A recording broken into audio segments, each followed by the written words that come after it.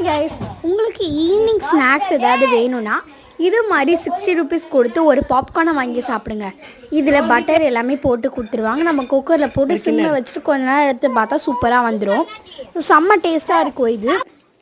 So butter popcorn அப்படின்றதுனால butter flavour சூப்பராக இருக்குது. அண்ட் இதில் கூட சீஸி பாப்கார்ன் இருக்குது.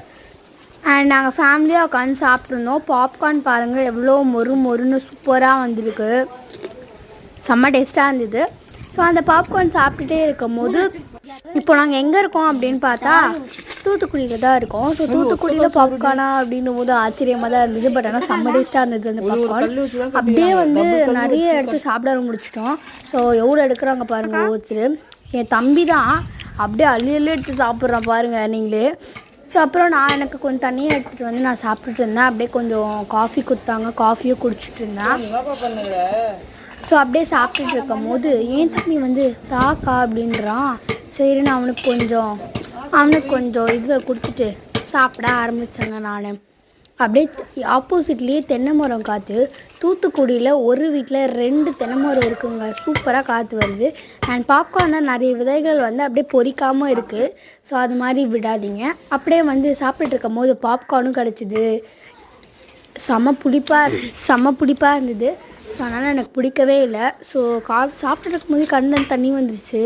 அவ்வளோ காரம் இருந்தாலும் நம்ம விடுவோமாடா அப்படின்னு சொல்லிட்டு நான் கொஞ்சம் எடுத்து சாப்பிட்டுட்டு இருந்தேன். ஸோ செம்ம டேஸ்ட்டாக இருந்தது.